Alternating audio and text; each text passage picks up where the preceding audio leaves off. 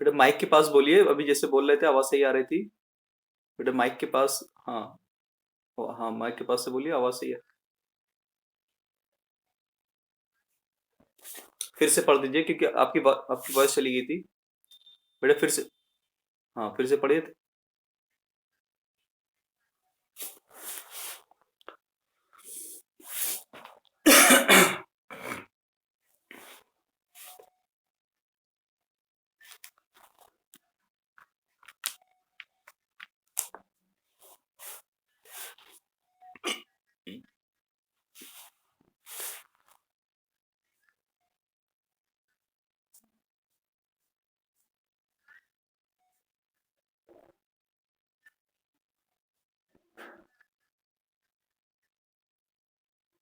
बेटा पीडीएफ ऊपर, पीडीएफ ऊपर भी करते जाइए धीरे धीरे। हाँ पीडीएफ धीरे धीरे, हाँ पेज ऊपर करते जाइए, हाँ ऐसे।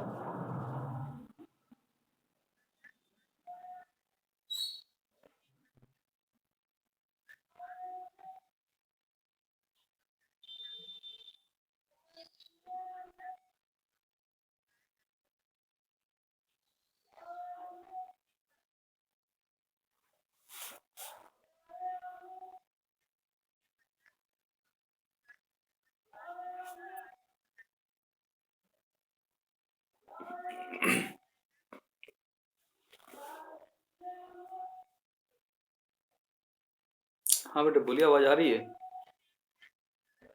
हाँ बेटे आवाज आ रही है, बोलते रहिए। यस, हम सुन रहे हैं आपकी आवाज को।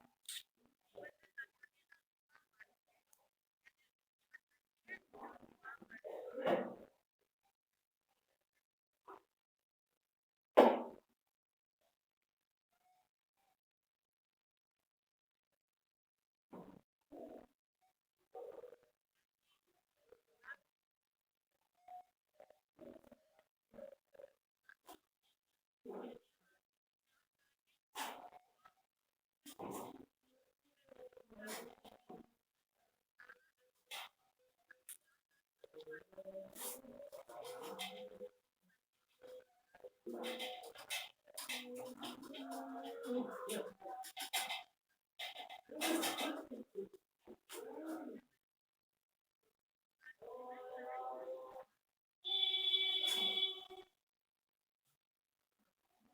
थैंक यू आपका। वेरी गुड बेटे, बहुत अच्छे से प्रेज़ेंट किया आपने, ठीक है? और धीरे-धीरे आपने बहुत अच्छी तरीके से इसको प्रेज़ेंट किया। कोई भी ऐसा है जो इनसे क्वेश्चन पूछना चाहता है? चलिए, तो अब इस नियम को हम एक्सप्लेन कर देते हैं आपको ईज़ी लैंग्वेज में। सीमांत उपयोगिता रास नियम, this is the law of diminishing marginal utility. Law of diminishing marginal utility states that ceteris paribus, uh, if there is any increase in the consumption of the goods and services, then the additional utility, then the additional marginal utility obtained from the consumption of additional units declines. तो हिंदी में इसको बोल दें, सीमांत उपयोगिता रास नियम यह बताता है कि अन्य बातों के समान रहने पर जब किसी वस्तु एवं सेवाओं का उपभोग अधिकाधिक मात्रा में किया जाता है, तो उससे उस वस्तु एवं सेवाओं का अधिकाधिक मात्रा में उपभोग करने से प्रत्येक अगली इकाई से मिलने वाली सीमांत उपयोगिता घटती जाती है। यही सीमांत उपयोगिता राशि का नियम है। ठीक है? फिर इसके बाद इन्होंने जो एग्जाम्पल दिया, एग्जाम्पल में ये है कि आप जब कोई एक भूखा व्यक्ति खाने पे बैठता है, तो उसकी सारी स्थितियां समान रहने पर, सारी स्थितियां समान रहने का मतलब ये हो गया कि उसकी वहां पर मानसिक स्थिति संतुलन में हो, वो किसी नशे के हालत में ना हो, वो उसके पास जो रोटियां जो उसको दी जा रही है वो उसकी इकाइयां जो है एक समरूप रूप में हो, एक यूनिफॉर्म, एक प्रॉपर फॉर्म में हो कि रोटी खाने से उसकी कुछ भूख जो है मिट जाए। जैसे एग्जाम्पल के रूप में जो है, किसी प्यासे को अगर आप बूंद बूंद पानी अगर दोगे तो उसकी प्यास नहीं बुझेगी, बल्कि उसकी प्यास और बढ़ जाएगी। तो इसी तरीके से अगर एक प्यासे को अगर एक गिलास भर के पानी सही से दोगे, तब जाके उसकी प्यास का कुछ हिस्सा पूरा हो पाएगा। ठीक है? तो इसीलिए जो चीज से उसकी भूख मिट रही है, तो वो चीजें एक सफिशिएंट फॉर्म में होनी चाहिए। अब जब एक भूखा व्यक्ति, उसकी समान स्थितियां समान होने पर, और एक दूसरा एग्जांपल हमने ये क्यों कहा कि मानसिक स्थिति उसकी समान होनी चाहिए, मानसिक स्थिति समान होने का मतलब मेरा ये है कि वो नशे की हालत में नहीं होना चाहिए। नशे की हालत में आप देखोगे कि हर जो शराबी जब शराब पीता है, तो उसको देखोगे कि वो उसके साथ उसको हर एक प्याले के साथ, उसको हर हर एक गिलास के साथ उसको नशा और बढ़ता जाता है, और वो हर अगले स्टेप पे वो और शराब पीने की कोशिश करता है। ठीक है? तो इसलिए उसको हर अगले शराब की गिलास से उसको जो उसकी उपयोगिता जो घटने के बजाय उसकी उपयोगिता बढ़ती जाती है। ठीक है? तो इस तरीके से हम ये कह सकते हैं कि उसकी मानसिक स्थिति समान होनी चाहिए। अब बात ये है कि जब उपभोक्ता भूखे हालत में जब बैठता है खाने के लिए, तो उसके सामने जब पहली रोटी जब दी जाती है, हाँ, तीसरी चीज़ ये भी है कि रोटी का जो टेस्ट है वो सेम होना चाहिए। ऐसा नहीं है कि पहली रोटी में आपने देसी घी लगा के खा लिया और दूसरी रोटी में आपने सादी खा ली, बिना रोटी लगाए, बिना घी लगाए। तो उससे क्या है कि टेस्ट में डिफरेंस होने की वजह से आपकी उपयोगिता रास्ते में भी लागू नहीं होगा। ठीक है? तो टेस्ट भी क्या होना चाहिए? समान होना चाहिए। अब उसके बाद जब उपभोक्ता खाने के लिए बैठता है, तो उसको पहली इकाई से जो उपयोगिता मिलती है, तो वो सबसे अधिक होती है। ठीक है? तो उसके वजह से उसकी जो भूख की जो तीव्रता है, वो थोड़ी-सी शांत हो जाती है। फिर उसके बाद जब वो अगली इकाई उठाता है, दूसरी रोटी जब खाने के लिए उठाता है, तो उससे उसकी भूख की दूसरा हिस्सा पूरा हो जाता है। तो इसी प्रकार जिस तरीके से वो धीरे-धीरे खाता जाता है, तो उसकी भूख की जो तीव्रता है, वो धीरे-धीरे कम होती चली जाती है। फिर एक ऐसा पॉइंट आता है जहाँ पर उसकी भूख की तीव्रता खत्म हो जाती है, जहाँ पर उसका पेट एकदम बिल्कुल भर जाता है। तो मतलब उस स्थिति पे, जिसको हम कहते हैं वो पूर्ण संतुष्टि का बिंदु है, जहाँ पर उपभोक्ता अगली इकाइयाँ उपभोग करने से मना कर दे, तो उसका वो पूर्ण संतुष्टि का बिंदु है। मतलब उस बिंदु के आगे वो कंजप्शन उपभोग नहीं करना चाहता। ठीक है? तो पूर्ण संतुष्टि के बिंदु पर पहुंचकर उसकी जो कुल उपयोगिता होती है वो अधिकतम होती है, और जबकि सीमांत उपयोगिता उस बिंदु पर शून्य होती है, जैसा कि इन्होंने ग्राफ में अभी दिखाया। ठीक है? तो यही एक्सप्लेनेशन हमने आपको किया। अब उसके बाद उपयोगिता राशि नियम को एक्सप्लेन कर इन्होंने महात्म में क्या-क्या दिखाया, हमने मान्यताएं भी साथ में हमने एक्सप्लेन कर दी है। ठीक है? अब इन्होंने महात्म में क्या दिखाया? आप लोग देखेंगे कि जो है सीमांत तो राष्ट्र नियम जो है मांग का नियम का आधार है। ये कैसे मांग का नियम का आधार है?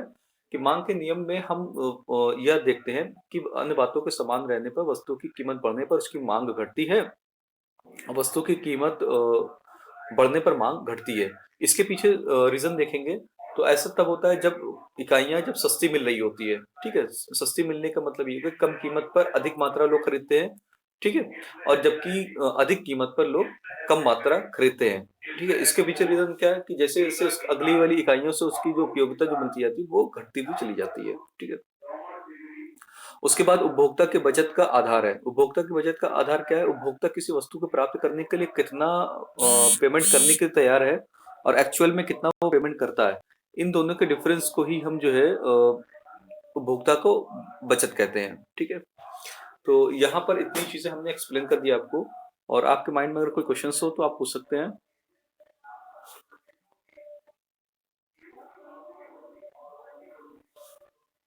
हाँ, law of diminishing marginal utility इसलिए दिया गया था क्योंकि जैसे अभी आपने जो कंसेप्ट एक्सप्लेन किया था ना कि the value of the goods and services is determined by the marginal utility rather than the total utility.